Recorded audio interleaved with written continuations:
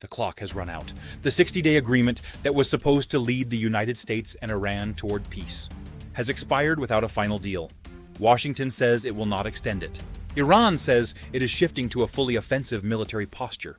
And within hours, another commercial vessel was struck in the Strait of Hormuz, leaving a crew member injured. Oil has surged above $91 a barrel. So has diplomacy finally failed? And are the United States and Iran now moving back toward full-scale war? To understand today, go back to June. The United States and Iran signed a memorandum intended to create a pathway out of the war. It included negotiations over Iran's nuclear program, the U.S. blockade of Iranian ports, and the reopening of the Strait of Hormuz. The two sides were given 60 days to turn that framework into a permanent agreement. That deadline expired on Monday, August 17th, and they failed. Washington and Tehran blame each other. President Donald Trump says the agreement is over and has ruled out extending it. A senior Iranian official told Reuters that Iran would now move from a defensive posture toward what he called a fully offensive one. Tehran also warned that, if diplomacy fails, it could take military action intended to break the American naval blockade. That is a major change in tone. Then came Tuesday morning. The United Kingdom Maritime Trade Operations Agency reported that a vessel traveling outbound had been struck. The impact damaged the engine room. One crew member was reported injured. The remaining crew were being assisted by the Omani Coast Guard. At the time of reporting, responsibility for that specific strike had not been established. That distinction matters. It would be wrong to automatically attribute every maritime incident to Iran without evidence. But the timing is alarming. Commercial shipping through Hormuz was already severely reduced following months of attacks, blockades, and military confrontation. Diplomacy hasn't merely stopped progressing. The security environment appears to be deteriorating at the same time. The disagreement goes much deeper than a single ceasefire. Washington wants unrestricted navigation through Hormuz and nuclear concessions.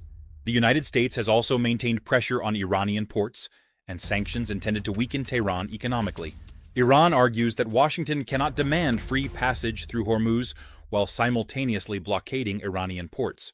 Tehran has sought sanctions relief, an end to the blockade and recognition. Neither side wants to surrender its biggest source of leverage first. That creates the same problem that destroys many ceasefires: sequencing. Washington wants Iranian concessions before removing pressure. Iran wants American concessions before giving up its own pressure. Both sides are waiting for the other to move, and nobody moves. The consequences are already traveling far beyond the battlefield.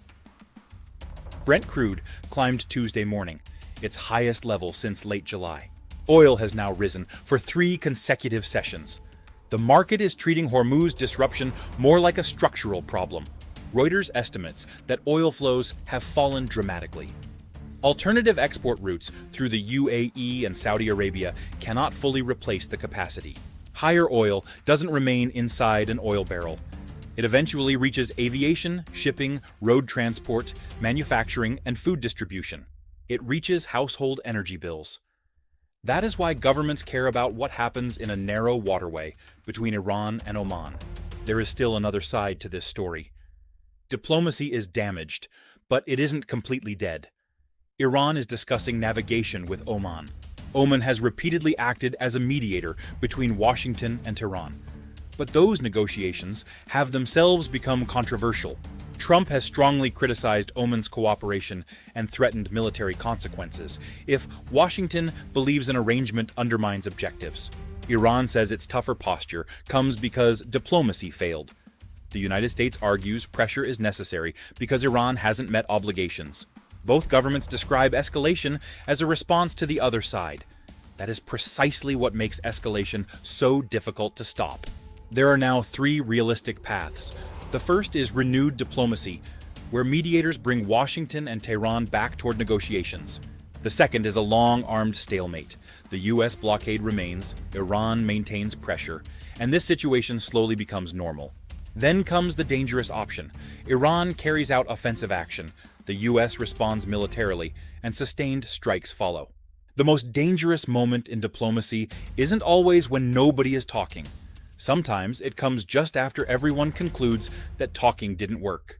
60 days ago, Washington and Tehran created a clock for peace. That clock has now reached zero. There is no permanent agreement. The ships are still struggling to move.